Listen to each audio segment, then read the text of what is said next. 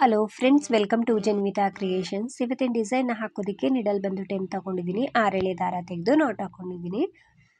ಇದೊಂದು new design, bell design, ತುಂಬ ಚೆನ್ನಾಗಿ ಬರುತ್ತೆ. ಜುಮ್ಕಿ ಥರನೇ ಕಾಣಿಸುತ್ತೆ. ಮೊದಲಿಗೆ ನಾಟ್ ಮಾಡ್ಕೊಳ್ಬೇಕು, ಈ ರೀತಿ ಮ್ಯಾಜಿಕ್ ನಾಟ್ ರೀತಿ. ನಂತರ ಚೈನ್ಗಳನ್ನ ಹಾಕ್ಕೊಳ್ಬೇಕು. ನಾನಿಲ್ಲಿ ಚೈನ್ಗಳನ್ನ ಹಾಕ್ತಾ ಇದ್ದೀನಿ. ಒಂದು 6 ಚೈನ್ಗಳನ್ನ ಹಾಕ್ಕೊಳ್ಳಿ. ಫ್ರೆಂಡ್ಸ್, ಇಲ್ಲಿ ಒಂದು ಚೈನು ಮಿಸ್ ಆಗಿದೆ. ಒಟ್ಟು 6 ಚೈನ್ಗಳನ್ನ ಹಾಕ್ಕೊಳ್ಳಿ. ಸ್ಟಾರ್ಟಿಂಗ್ ಚೈನ್ ಏನಿರುತ್ತೆ ಆ ಚೈನ್ ಲೂಪಲ್ಲಿ ಲಾಕ್ ಮಾಡಬೇಕು.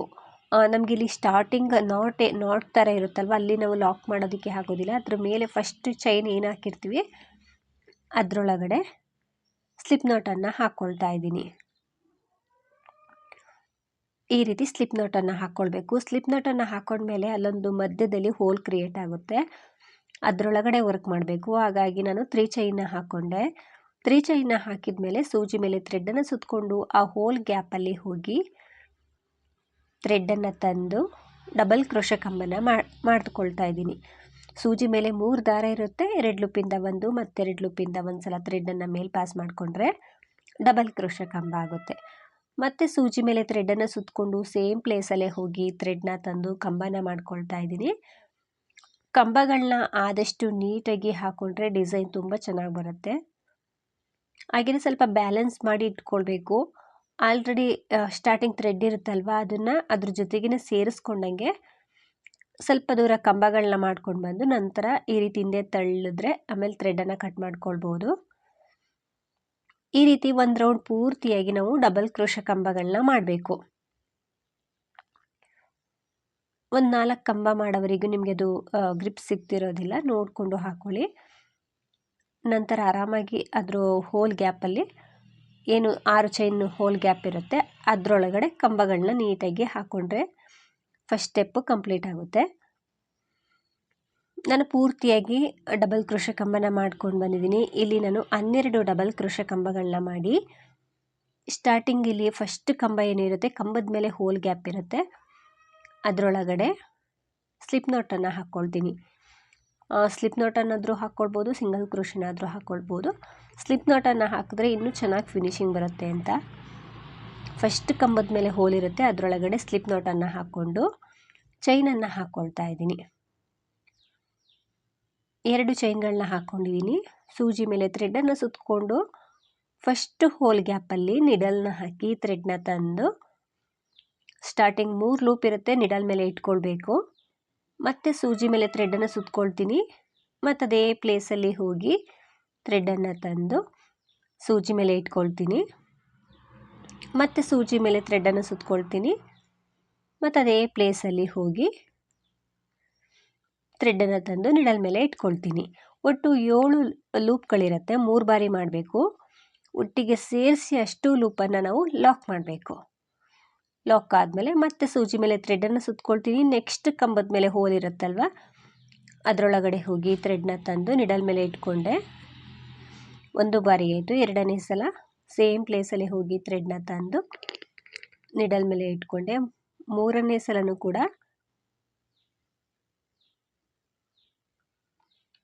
ಸೂಜಿ ಮೇಲೆ ಥ್ರೆಡನ್ನು ಸುತ್ತಕೊಂಡು ಆ ಸೇಮ್ ಪ್ಲೇಸಲ್ಲಿ ಹೋಗಿ ಥ್ರೆಡನ್ನು ತಂದು ನಿಡಲ್ ಮೇಲೆ ಇಟ್ಕೊಂಡೆ. ಎಲ್ಲವನ್ನು ಕೂಡ ಸೇರಿಸಿ ನಾನು ಲಾಕ್ ಮಾಡ್ಕೊಳ್ತಾ ಇದ್ದೀನಿ. ಇಲ್ಲಿ ಬಫ್ ಥರ ಬರ್ತಾ ಹೋಗುತ್ತೆ, ಆದರೆ ಎಲ್ಲ ಕಂಬದ ಮೇಲೂ ಕೂಡ ಇದೇ ರೀತಿಯಾಗಿ ಮಾಡಬೇಕು. ಯಾವ ಕಂಬನೂ ಸ್ಕಿಪ್ ಮಾಡೋ ಹಾಗಿಲ್ಲ.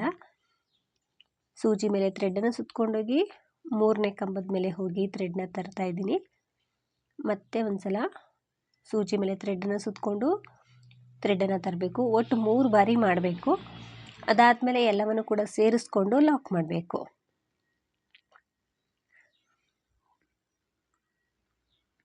ಈ ಸ್ಟೆಪ್ಪಲ್ಲಿ ನಾನು 3 ಸಲ ಥ್ರೆಡನ್ನು ಸುತ್ತಕೊಂಡೋಗಿ ಥ್ರೆಡನ್ನು ತರ್ತಿದ್ದೀನಲ್ವ, 3ಕ್ಕಿಂತ ಜಾಸ್ತಿ ಮಾಡೋಕ್ಕೋದ್ರೆ ಅಲ್ಲಿ ಒಂದು ಹೋಲ್ ಗ್ಯಾಪ್ ಅಲ್ವ, ಕಷ್ಟ ಅನಿಸುತ್ತೆ. 3 ಟೈಮ್ಸ್ ಮಾಡಿಕೊಂಡ್ರೆ ಸಾಕು.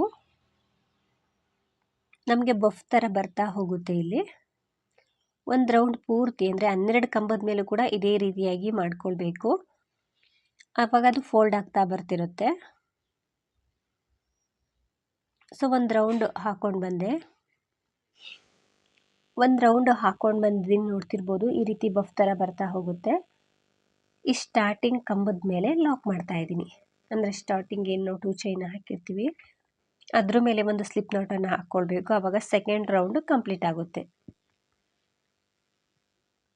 ಇವಾಗ ನಾನು 3ನೇ ರೌಂಡನ್ನು ಹಾಕ್ತಾ ಇದ್ದೀನಿ. ಒಂದು ಚೈನನ್ನು ಹಾಕ್ಕೊಂಡೆ, ಸೂಜಿ ಮೇಲೆ ಥ್ರೆಡನ್ನು ಸುತ್ಕೊಳ್ತೀನಿ. ಇಲ್ಲಿ ನಾವು ಒಂದು ಬಫ್ ಆದಮೇಲೆ ಮಧ್ಯದಲ್ಲಿ 2 ಬಫ್ ಮಧ್ಯದಲ್ಲಿ ಗ್ಯಾಪ್ ಏನಿರುತ್ತೆ ಅದರೊಳಗಡೆ ಹಾಫ್ ಡಬಲ್ ಕ್ರೋಶನ ಮಾಡಬೇಕು.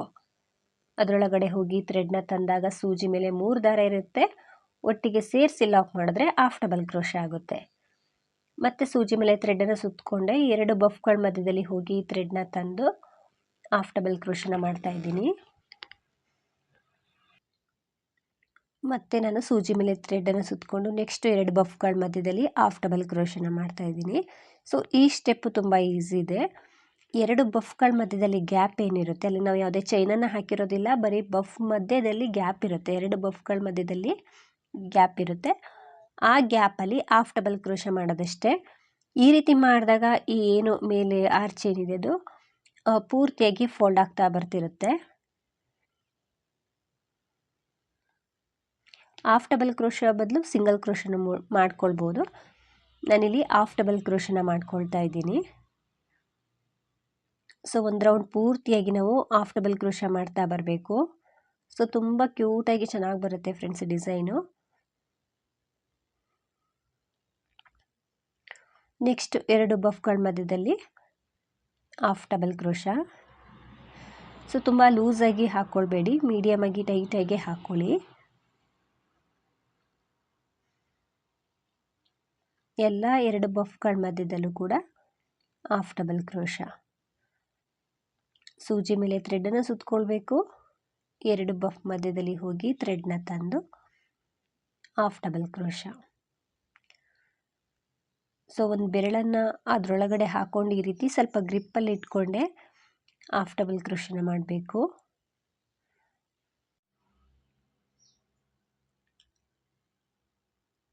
ಒಂದು ರೌಂಡ್ ಪೂರ್ತಿಯಾಗಿ ಹಾಕ್ಕೊಂಡು ತೋರಿಸ್ತೀನಿ. 2 ಬಫ್ಗಳ ಮಧ್ಯದಲ್ಲಿ ಹಾಫ್ ಡಬಲ್ ಕ್ರೋಶ ಮಾಡ್ಕೊಂಡು ಬಂದು ಇಲ್ಲಿ ಸ್ಟಾರ್ಟಿಂಗು ಏನು ಒಂದು ಚೈನ್ನ ಹಾಕಿರ್ತೀವಲ್ಲ ಅಲ್ಲಿ ಸ್ಲಿಪ್ ನಾಟನ್ನು ಹಾಕ್ಕೊಳ್ತಾ ಇದ್ದೀನಿ. ಈ ರೀತಿ ಸ್ಲಿಪ್ ನಾಟ್ ಹಾಕೋದ್ರಿಂದ ಈ ಸ್ಟೆಪ್ ಕಂಪ್ಲೀಟ್ ಆಗುತ್ತೆ. ಸ್ಟಾರ್ಟಿಂಗ್ ಒಂದು ಚೈನ್ ಏನು ಹಾಕಿರ್ತೀವಿ ಅದರೊಳಗಡೆ ಸ್ಲಿಪ್ ನಾಟನ್ನು ಹಾಕ್ತಾ ಇದ್ದೀನಿ. ಸ್ಲಿಪ್ ನಾಟನ್ನು ಹಾಕ್ಕೊಂಡು ಒಂದು ಚೈನನ್ನು ಹಾಕ್ಕೊಂಡೆ, ನಂತರ 1-2 ಚೈನನ್ನು ಹಾಕ್ಕೊಳ್ತೀನಿ. ಒಟ್ಟು 3 ಚೈನ್ಗಳನ್ನ ಹಾಕ್ಕೊಳ್ಬೇಕು. ಅದಾದಮೇಲೆ ಸೂಜಿ ಮೇಲೆ 2 ಸಲ ಥ್ರೆಡನ್ನು ಸುತ್ತಕೊಂಡು ಫಸ್ಟ್ ಹಾಫ್ ಡಬಲ್ ಕ್ರೋಶದ್ದು ಹೋಲ್ ಏನಿರುತ್ತೆ ಆ ಹಾಫ್ ಡಬಲ್ ಕ್ರೋಶದೊಳಗಡೆ ನಿಡಲ್ನ ಹಾಕಿ ಥ್ರೆಡ್ನ ತರಬೇಕು. ಸೂಜಿ ಮೇಲೆ 4 ಲೂಪ್ ಇರುತ್ತೆ. 2ರಿಂದ 1, 2ರಿಂದ 1 ಮತ್ತು 2 ಲೂಪಿಂದ 1 ಸಲ ಥ್ರೆಡನ್ನು ಮೇಲೆ ಪಾಸ್ ಮಾಡಿದ್ರೆ ತ್ರಿಬಲ್ ಕ್ರೋಶ ಆಗುತ್ತೆ. ಅಂದರೆ 3 ಬಾರಿ ನಾವು 2 ಲೂಪಲ್ಲಿ ಥ್ರೆಡನ್ನು ಪಾಸ್ ಮಾಡಬೇಕು. ನಂತರ 3 ಚೈನ್ನ ಹಾಕಿ ಅದೇ ಕಂಬದ ಕೆಳಗಡೆ ಹೋಗಿ ಥ್ರೆಡ್ನ ತಂದು ಲಾಕ್ ಮಾಡಿದ್ರೆ ಪಿಕೋಟ್ ಆಗುತ್ತೆ.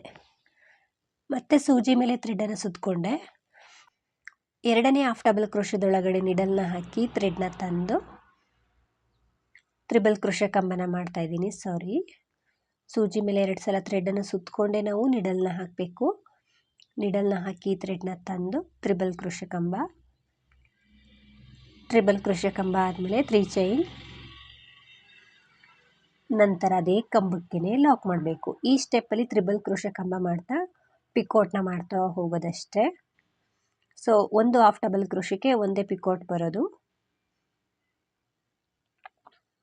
ಒಂದು ರೌಂಡ್ ಪೂರ್ತಿಯಾಗಿ ನಾವು ತ್ರಿಬಲ್ ಕ್ರೋಶ ಕಂಬ ಮಾಡಿ ಅದಕ್ಕೇನೆ 3 ಚೈನ್ ಹಾಕಿ ನಾವು ಪಿಕೋಟ್ನ ಮಾಡ್ತಾ ಬರಬೇಕು. ಬೇಕು ಅಂದರೆ ನೀವು ಈ ಸ್ಟೆಪ್ಪಲ್ಲಿ ಬೀಡನ್ನ ಹಾಕ್ಕೊಳ್ಬೋದು. ನಾನು ಬೀಡನ್ನ ಹಾಕ್ತಾ ಇಲ್ಲ, ಬರೀ ಪಿಕೋಟ್ಗಳನ್ನೇ ಹಾಕ್ತಾ ಇದ್ದೀನಿ. ಹೆಚ್ಚಾಗಿ ಬೀಡ್ಸನ್ನು ಬಳಸ್ತಾ ಇಲ್ಲ.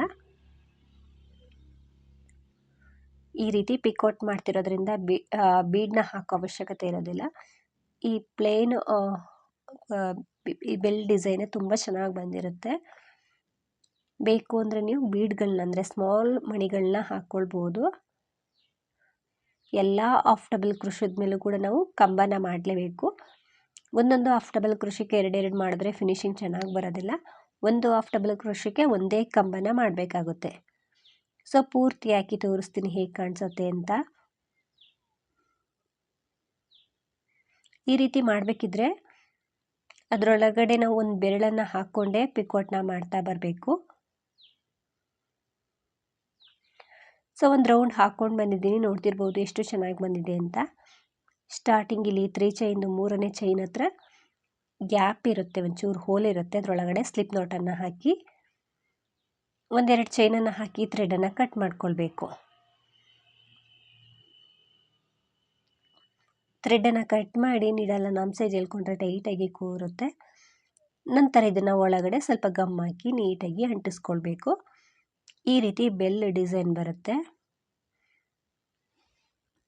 ಏನು ಸ್ಟಾರ್ಟಿಂಗ್ ಥ್ರೆಡ್ ಎಂಡಿಂಗ್ ಥ್ರೆಡ್ ಇರುತ್ತಲ್ವ, ಅದನ್ನು ಅದ್ರ ಒಳಗಡೆ ನಾವು ಗಮ್ ಹಾಕಿ ಅಂಟಿಸ್ಕೊಳ್ಬೇಕು. ಅದನ್ನು ಒಳಗಡೆ ಈ ರೀತಿ ಫೋಲ್ಡ್ ಮಾಡಿ ಗಮ್ಮನ್ನು ಹಾಕ್ಕೊಂಡು ಅಂಟಿಸ್ಕೊಳ್ಳಿ.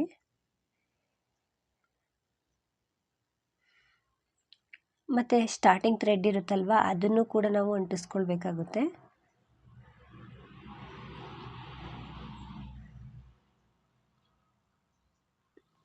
ನಾನಿಲ್ಲಿ 2 ಥ್ರೆಡನ್ನು ಕೂಡ ನೀಟಾಗಿ ಅಂಟಿಸ್ಕೊಂಡಿದ್ದೀನಿ. ಈ ರೀತಿ ಡಿಸೈನ್ ಬರುತ್ತೆ, ಬೆಲ್ ಡಿಸೈನು. ಸೊ ಸೀರೆಗೆ ಮ್ಯಾಚಿಂಗ್ ಆಗೋ ಹಾಗೆ ನೀವು ಹಾಕ್ಕೊಳ್ಬೋದು. ತೀರಾ ಬಿಗ್ ಸೈಜಲ್ಲಿ ಏನೂ ಬರಲ್ಲ, ಮೀಡಿಯಮ್ ಆಗಿ ಬರುತ್ತೆ. ಸೊ ಇದಕ್ಕಿಂತ ಬಿಗ್ ಸೈಜ್ ಆದರೂ ಕೂಡ ಚೆನ್ನಾಗಿ ಕಾಣಿಸೋದಿಲ್ಲ ಸೀರೆಗಳಿಗೆ. ಇಷ್ಟಿದ್ರೆ ಸಾಕಾಗುತ್ತೆ. ಇದೇ ರೀತಿ ಇನ್ನೆರಡು ಅನ್ನ ಹಾಕ್ಕೊಂಡಿದ್ದೀನಿ ನಾನು. ಸುತ್ತ ಪಿಕೋಟ್ ಬಂದಿರೋದ್ರಿಂದ ತುಂಬ ಚೆನ್ನಾಗಿ ಕಾಣಿಸುತ್ತೆ. ಈ ರೀತಿ ಕಾಣಿಸುತ್ತೆ. ಇದನ್ನು ಸ್ವಲ್ಪ ಒಳಗಡೆ ಎಲ್ಲ ಸ್ಟಾರ್ಟಿಂಗ್ ಥ್ರೆಡ್ ಎಂಡಿಂಗ್ ಥ್ರೆಡ್ ಇರುತ್ತಲ್ವ, ಅದನ್ನು ಸ್ವಲ್ಪ ಗಮ್ ಹಾಕಿ ಒಳಗಡೆ ನೀಟಾಗಿ ಅಂಟಿಸ್ಕೊಂಡ್ರೆ ಫಿನಿಶಿಂಗ್ ಚೆನ್ನಾಗಿ ಕಾಣಿಸುತ್ತೆ. ಇದನ್ನು ಸೀರೆಗಳಿಗೆ ಹಾಕಿದ್ರೆ ಹೇಗೆ ಕಾಣಿಸುತ್ತೆ ಅಂತ ತೋರಿಸ್ತೀನಿ. ಆಲ್ರೆಡಿ ಒಂದು ಈ ರೀತಿ ಬೆಲ್ ಡಿಸೈನ್ ನಾನು ಹಾಕ್ಕೊಂಡಿದ್ದೀನಿ, ಅಂದರೆ ಸೂಜಿ ದಾರದಲ್ಲಿ ಹೊಲ್ಕೊಂಡಿದ್ದೀನಿ.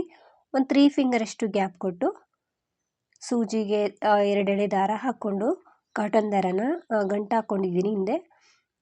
ಮೇಲಿಂದ ಸೂಜಿನ ಹಾಕಿ ಕೆಳಗಡೆ ಥ್ರೆಡನ್ನು ತಗೊಂಡು ಮತ್ತೆ ಇನ್ನೊಂದು ನಾಟ್ ಮಾಡ್ಕೊಳ್ತಾ ಇದ್ದೀನಿ ಸೀರೆಗೆ. ಈ ರೀತಿ ನಾಟ್ ಮಾಡ್ಕೊಂಡ್ಮೇಲೆ ನಾವು ಬೀಡ್ಗಳನ್ನ ಹಾಕ್ಕೊಳ್ಬೇಕು. ಸೊ ಸಿಂಗಲ್ ಬೀಡ್ ಆದರೂ ಹಾಕ್ಕೊಳ್ಬೋದು ಅಥವಾ 2 ಬೀಡ್ಗಳಾದರೂ ಹಾಕ್ಕೊಳ್ಬೋದು. ಸೊ ಚೇಂಜಸ್ ಮಾಡಿ ಹಾಕ್ಕೊಳ್ಬೋದು. ಒಂದು 3 mm ಬೀಡನ್ನ ಹಾಕ್ಕೊಂಡೆ, ಅದಾದಮೇಲೆ ಈ ರೀತಿ ಕ್ಯಾಪ್ ರೀತಿ ಇರುವಂಥ ಬೀಡನ್ನ ಹಾಕ್ಕೊಳ್ತಾ ಇದ್ದೀನಿ. ಈ ರೀತಿ ಹಾಕ್ಕೊಂಡು ಈ ಬೆಲ್ನ ನಾವು ಮೇಲಿಂದ ಹಾಕ್ಕೊಳ್ಬೇಕು. ಸೊ ಮೇಲೆ ಹೋಲ್ ಇರುತ್ತಲ್ವ, ಅದರೊಳಗಡೆ ಹಾಕ್ಕೊಂಡು ಕೆಳಗಡೆಯಿಂದ ನಾವು ಒಂದು ಬೀಡನ್ನ ಹಾಕ್ಕೊಳ್ಬೇಕು. ನಾವೇನು 5 ಚೈನ ಹಾಕಿರ್ತೀವಿ ಆ ಹೋಲ್ಗಿಂತ ಒಂಚೂರು ಬಿಗ್ ಸೈಜಲ್ಲಿ ಇರುವಷ್ಟು ಬೀಡನ್ನ ಹಾಕ್ಕೊಳ್ಬೇಕಾಗುತ್ತೆ. ಇಲ್ಲಿ ಬೀಡನ್ನ ಹಾಕ್ಕೊಂಡು ಇವಾಗ ನಾವು ಬೀಡ್ ಒಳಗಡೆಯಿಂದ ನಿಡಲ್ನ ಪಾಸ್ ಮಾಡೋಕ್ಕೆ ಹೋಗ್ಬಾರ್ದು. ಬೀಡನ್ನ ಬಿಟ್ಟು ಆ ಹೋಲ್ ಒಳಗಡೆ ನಾವು ಸೂಜಿನ ಮೇಲೆ ತಗೊಳ್ಬೇಕು. ಸೂಜಿನ ಮೇಲೆ ತಗೊಂಡು ನೆಕ್ಸ್ಟ್ ಬೀಡ್ ಮೇಲೇನು ಕ್ಯಾಪ್ ಇದೆಯಲ್ವ, 3 mm ಬೀಡ್ಸ್ ಅವೆರಡರಲ್ಲೂ ಕೂಡ ನಾವು ಥ್ರೆಡನ್ನು ಪಾಸ್ ಮಾಡಬೇಕಾಗುತ್ತೆ. ಈ ರೀತಿ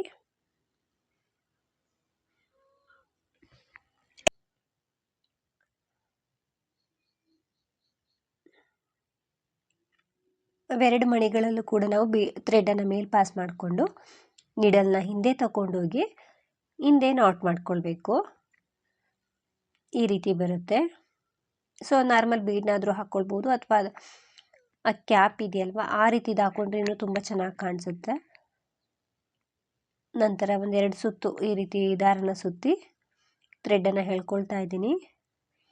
ನಂತರ ಥ್ರೆಡನ್ನು ಕಟ್ ಮಾಡ್ಕೊಳ್ಬೋದು ಅಥವಾ ನಾನು ಸ್ಟಾರ್ಟಿಂಗ್ ಥ್ರೆಡ್ ಬಿಟ್ಟಿದ್ದೀನಲ್ವ ಅದರಲ್ಲಿ ಸ್ವಲ್ಪ ಗಂಟು ಹಾಕ್ಕೊಳ್ತಾ ಇದ್ದೀನಿ.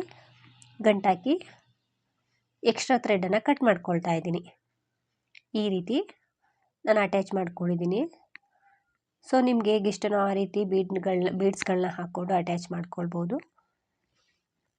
ಡಿಸೈನ್ ತುಂಬ ಚೆನ್ನಾಗಿ ಬರುತ್ತೆ. ನ್ಯೂ ಡಿಸೈನು ಕೂಡ ನಾರ್ಮಲ್ ಜುಮ್ಕಿ ಡಿಸೈನ್ಗಿಂತ ಈ ಡಿಸೈನ್ ತುಂಬಾ ಚೆನ್ನಾಗಿ ಕಾಣಿಸುತ್ತೆ. ಎಲ್ಲರೂ ಕೂಡ ಒಮ್ಮೆ ಟ್ರೈ ಮಾಡಿ. ಪ್ರೈಸ್ ಬಂದಿದ್ದಕ್ಕೆ ಒಂದು 800-900 ಅರೌಂಡ್ ಚಾರ್ಜ್ ಮಾಡ್ಬೋದು. ನಿಮ್ಮ ಪ್ಲೇಸ್ ಮೇಲೆ ಡಿಪೆಂಡ್ ಆಗಿರುತ್ತೆ ಫ್ರೆಂಡ್ಸ್. ಇಷ್ಟೇ ಅಂತ ಹೇಳೋಕ್ಕಾಗಲ್ಲ, ಹೆಚ್ಚು ಕಡಿಮೆ ಮಾಡ್ಕೊಳ್ಬೋದು. ಒಂದು ಸೀರೆಗೆ ಒಂದು 20-25 ಟ್ಯಾಸಲ್ಸ್ ಬೇಕಾಗುತ್ತೆ. ಇದು ಎಲ್ಲರೂ ಕೂಡ ಒಮ್ಮೆ ಟ್ರೈ ಮಾಡಿ. ಹಾಗೆಯೇ ಡಿಸೈನ್ ಹೇಗಿದೆ ಅಂತ ಕಮೆಂಟ್ ಮೂಲಕ ತಿಳಿಸಿ. ನೀವು ಒಮ್ಮೆ ಟ್ರೈ ಮಾಡಿ. ಹಾಗೆಯೇ ಯೂಟ್ಯೂಬಲ್ಲಿ ಏನಾದರೂ ನೋಡ್ತಿದ್ರೆ ಪ್ಲೀಸ್ ನಮ್ಮ ಚಾನಲ್ನ ಸಬ್ಸ್ಕ್ರೈಬ್ ಮಾಡಿ, ಸಪೋರ್ಟ್ ಮಾಡಿ. ಫೇಸ್ಬುಕ್ಕಲ್ಲೇನಾದರೂ ನೋಡ್ತಿದ್ರೆ ಫೇಸ್ಬುಕ್ ಪೇಜನ್ನು ಫಾಲೋ ಮಾಡಿ. ಆದಷ್ಟು ವಿಡಿಯೋನ ಲೈಕ್ ಮಾಡಿ, ಶೇರ್ ಮಾಡಿ. ನೀವೊಮ್ಮೆ ಟ್ರೈ ಮಾಡಿ. ಡಿಸೈನ್ ತುಂಬ ಚೆನ್ನಾಗಿ ಬರುತ್ತೆ, ತುಂಬ ಈಸಿ ಇದೆ. Thank you for watching. Thank you.